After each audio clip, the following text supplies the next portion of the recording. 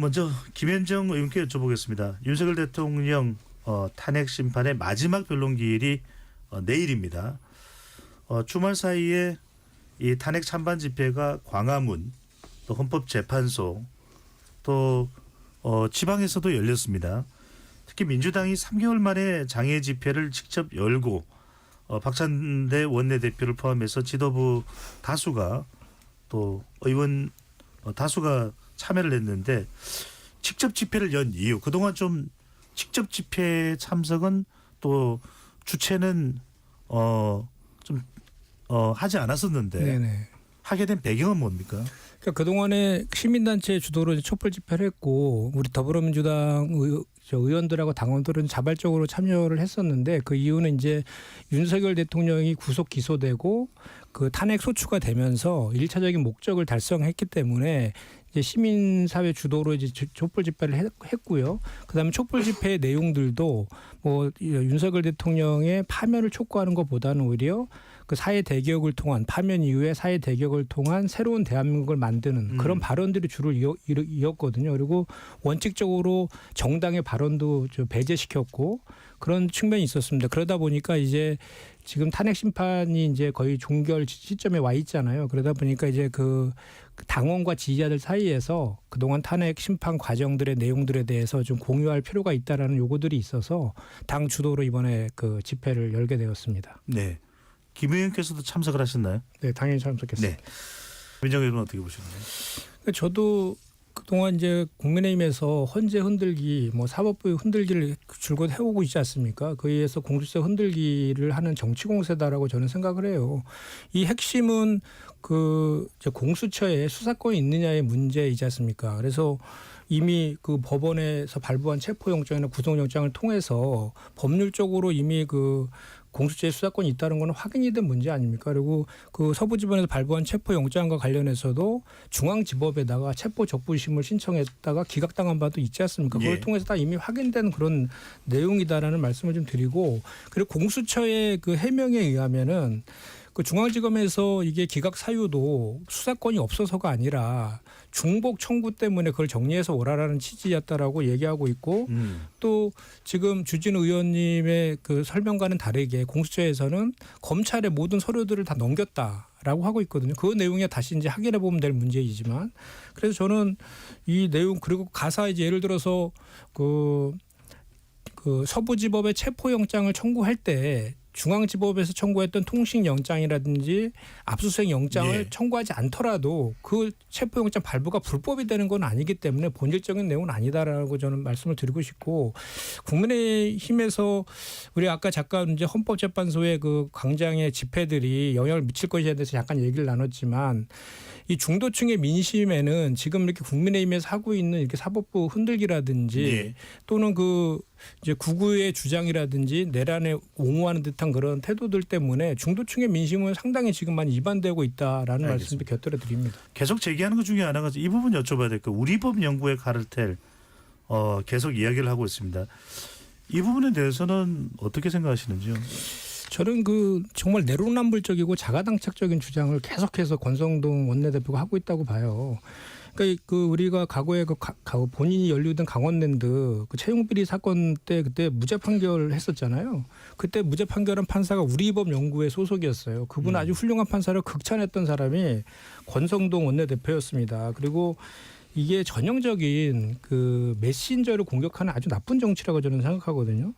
헌법소의 진보와 보수가 뭐가 따로 있습니까? 그리고 2016년도에 박근혜 전 대통령 탄핵될 때의 헌법재판관들은 다 이명박 박근혜 정권 때 임명된 헌법재판관들이었음에도 불구하고 8대 0으로 파면 결정 났지 않습니까? 네. 오히려 헌법 가치나 질서는 보수 측의 그 재판관들이 더 강하게 그런 것들을 그 생각을 갖고 있다라는 게 대체적인 시각 아니겠습니까? 그래서 그리고 그 내란죄를 그 뺐다라는 그 주장도 이게 그 헌법재판의 성격이 징계 절차이고 형사 절차가 아니기 때문에 그 대통령직을 유지할 거냐 말 것인가에 대한 그 판단만 그 하는 것이기 때문에 헌정 질서를 조속히 또 이렇게 조속히 그 마무리해야 되는 게 헌법재판소의 또 존재 이유이기도 하기 때문에 그렇기 때문에 그렇게 한 것인 것이거든요. 그리고 또 마찬가지로 2016년 박근혜 전 탄핵 때에도 법사위원장 하시면서 탄핵소추위원장 맡았었잖아요. 그때도 마찬가지 똑같은 논리로 뇌물죄를 네. 뺀 거에 대해서는 또 다르게 얘기했거든요. 이건 단순한 변경에 불과하다라고. 저는 그런 주장에 대해서는 동의할 수가 없고 계속해서 이렇게 법치주의를 부정하고 헌재나 사법부에 대한 부정적인 그런 언행을 하는 것은 공당의 원내대표로서 대단히 부적절하다 저는 그렇게 생각합니다. 중도 보수를 내건 배경 김현정 의원이 보시기에는 정말로 민주당이 중도 보수라서 아니면 표심 전략으로 봐야 될까요? 어디에 무게가 있을까요? 일단 기본적으로 더불어민주당은 1955년도에 창당된 이래로 중도 보수를 표명한 건 사실이에요. 그리고 진보적인 정당이라든지 단체에서는 민주당을 중도 보수로 보고 있습니다. 지금도. 그리고 과거에 김대중 대통령이나 문재인 대통령 때에도 중도 보수를 표방한 것도 사실이고요.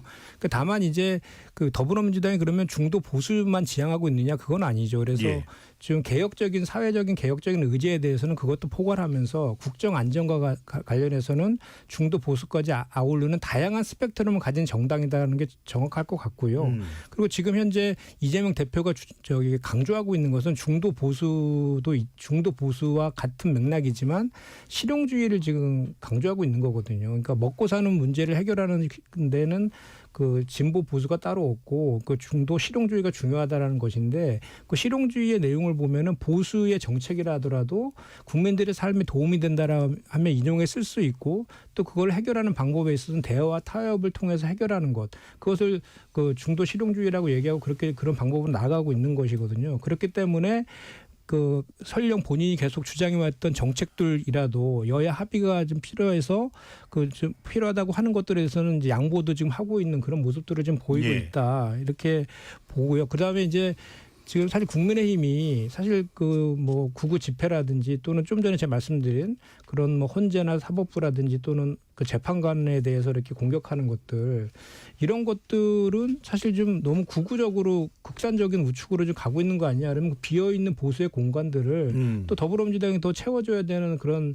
차원에서 얘기한 것이다라고 저는 이제 생각을 합니다. 그래서 예. 국민의힘에서는 자꾸 중도 보수에 대해서 비판만 할 것이 아니라 국민의힘에서 실제로 정통 보수 정당으로서의 가치들을 지키는 모습들을 보여줌으로 해서 국민들의 신뢰를 얻는 것이 좀 중요하다고 생각합니다. 알겠습니다. 김현정 의원님 말씀하시고 네. 정관지 대변인 가겠습니다. 상법 개정은 제가 낸 거라서 말씀드려요. 상법 개정은요. 보수 이런 문제가 아닙니다. 그것은 지금 우리나라의 증시가 얼마나 안 좋습니까? 우리나라만 전쟁 나는 국가보다도 증시가 좀 안 좋은 그런 상황이거든요. 가장 큰 원인이 코리아 디스카운트라고 하는데 저평가의 가장 큰 원인이 편법적 지배구조 개편에 있다라는 것은 OECD뿐만 아니라 MSCI 등에서 다 일관되게 계속 우리나라를 증시를 평가하는 부분이거든요.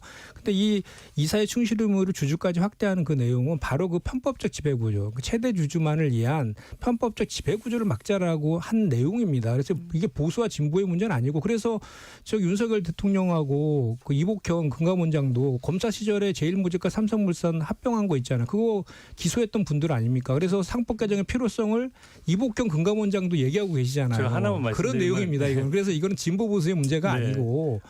이재명 대표가 공개 토론을 제안한 이유 배경이 있을까요? 그러니까 그동안에 이제 이런 것들이 반복돼 있잖아요. 이제 국민의힘에서는 우리 당에서 무슨 법안을 내면 그냥 그걸 반대를 위한 반대로 해서 계속 무산시켜 왔거든요. 그것이 대표적인 게 상속세법도 마찬가지고 상속세법도 작년 11월 달에 저희가 발의를 했었는데 갑자기 최고세율 인하 때문에 안 된다면서 반대를 했거든요. 그리고 반도체 특별법도 주 52시간 때문에 안 된다고 또 반대를 좀 했었고 연금개혁과 관련된 것도 21대 마지막에 합의까지 됐음에도 불구하고 또 그러고 그렇게 하면서 계속 또 공개적으로 비판을 하니까 이재명 대표께서는 그러면 공개 토론을 통해서 한번 내용을 한번 확인하고 또 타협할 수 있으면 타협하자라는 취지에서 예. 제안을 한 것이다라고 보면 될 것 같고 좀 전에 두 분이 말씀하신 것처럼 이렇게 지금 현안이 되고 있는 상속세법이라든지 반도체 특별법이라든지 또는 연금개혁법이라든지 이런 등등 관련해 갖고 여야 간에 저는 좀 토론도 하고 서로 좀 합치되는 부분만이라도 좀 먼저 통과시켜서 국민들을 위해서 좀 여야가 협치하는 모습을 보이는구나라는 거를 좀 줬으면 좋겠다라는 생각입니다. 알겠습니다. 김현정 의원께 이 부분 여쭤보겠습니다. 지금 명태균 황금폰 이야기를 하거든요. 박주민 의원도 명태균 씨를 면회했던 것으로 알고 있고 박범계 의원도 상당히 적극적으로 이 관련된 사안에 대해서 입을 열고 있습니다. 그러면 그 치명적인 이른바 의혹이라고 하는 부분, 그러면 민주당에서 알고 있다면 공개를 하면은 특검법을 좀 더 여론을 우호적으로 만드는데 더 좋은 것 아닙니까? 일단은 그 이전에 지금 우리 주 의원께서 말씀하신 거에 대해서 좀 반박을 좀 해야 될 것 같은데요. 저희가 특검법을 남발한 게 아니라 거부권을 남발했죠. 김건희 특검법만 4차례 지금 거부권 행사했지 않습니까? 그런데 사실 좀 전에 우리 민주당과 관련된 돈봉투라든지 뭐 이렇게 등등 예시를 들면서 균형이 맞지 않는 거에 대해 비판하셨는데 그 균형이 맞지 않는 거를 그동안 계속 민주당이 비판해 온 거 아닙니까? 김건희 여사에 대한 의혹이 얼마나 많았습니까? 그럼에도 불구하고 제대로 된 수사했습니까?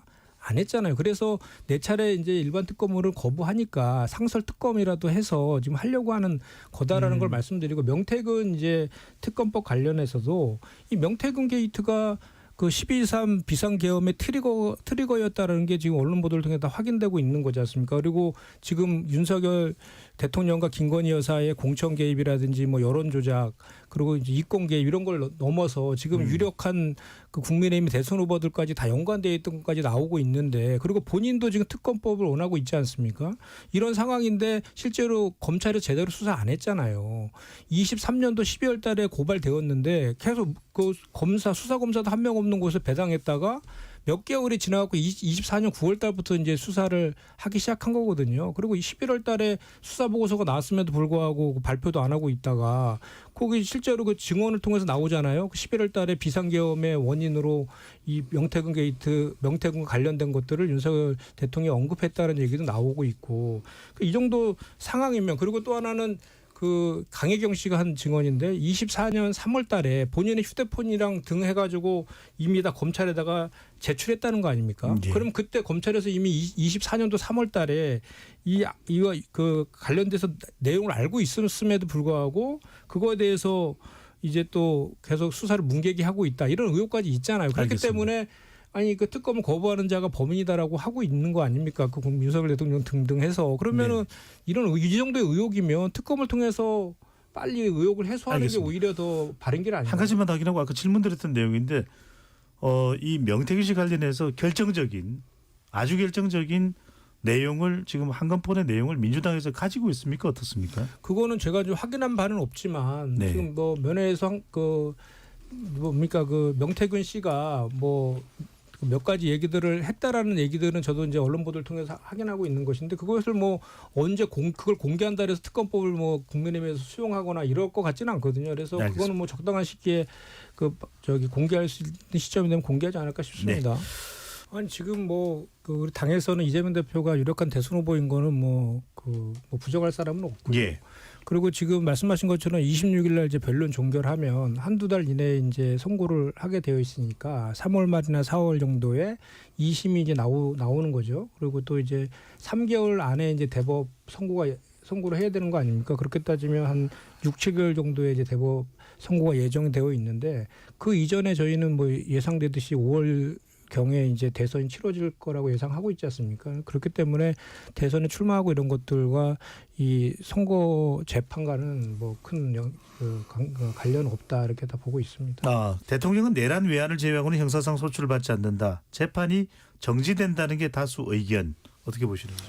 이게 이재명 대표가 스스로 하신 게 아니라 방송에 나가서 질문에 대해서 답변하는 과정에서 나온 거고, 그때도 이거는 가정적인 얘기다, 온갖 억측을 다 할 거라서 이렇게 하면서 말하기 부적절할 것 같다라는 말을 전제로 해서 원론적인 답변을 한 거죠. 근데 근데 분명한 건 우리 조 변호사님 말대로 헌법학계에서 다수설인 건 분명한 팩트이죠. 팩트는 인정해야죠. 그것까지 부정하면 안 된다고 보고 그다음에 이제 자꾸 이제 우리 주진우 의원께서는 이재명 대표와 관련된 범죄 혐의들이 다 유죄일 거를 단정해서 얘기하는 경향이 있으신데 무죄 추정의 원칙을 좀 지켜주시고 거꾸로 지금 윤석열 대통령과 관련된 공선법 위반 혐의에 대해서 지금 그저 시효가 중단되어 있잖아요. 그와 관련된 것들이 다시 나중에 그 고소돼서 만약 유죄 판결 받으면 국민의힘도 다 물어내야 되는 상황이 될 수도 있는 것입니다. 그래서 그런 것들은 상대방을 좀 존중할 필요가 있다라는 말씀을 좀 드리고 우리 아까 좀 말씀 다 하셨기 때문에 저는 그 덧붙여서 좀 이런 말씀을 드리고 싶어요. 우리가 이제 뭐 소추에는 기소와 소의 재판의 진행까지 포함되는 것이고 또 그 형사법 246조에 공소는 검사가 제기하여 수행한다라고 되어 있잖아요. 그래서 공소제기와 수행을 포함한다는 개념은 명확한 거고 거기 덧붙여서 헌법 제65조에는 대통령은 탄핵 심판에 의해서만 파면된다라고 규정되어 있습니다. 이것은 대통령 같은 경우는 일반 사법 절차로는 파면이 안 된다라는 그 특수성을 좀 부여한 그 조항이거든요. 그리고 또 하나는 이것이 만약에 그 재판이 그대로 된다라고 하면 이게 정적제 고용으로 악용될 소지도 있습니다. 그러니까 예를 들어 현직 대통령이 유력한 상대당의 대선 후보에 대해서 무차별적인 수사와 기소를 통해 가지고 그 직을 박탈할 수 있다라고 하면 알겠습니다. 그런 악용될 소지도 있는데 그것에 대한 피해자가 저는 이재명 대표라고 보거든요. 이게 지금 현실에 나타나고 있는 것입니다. 그래서 저는 그리고 또 하나는 국민들이 대선 때 투표할 때 보면 이런 과정들을 다 알고 투표하시는 거지 않습니까? 그래서 국민들의 선택권도 사법권에 우선해서 존중할 필요가 있다라는 차원도 있다라는 말씀도 덧붙여드립니다.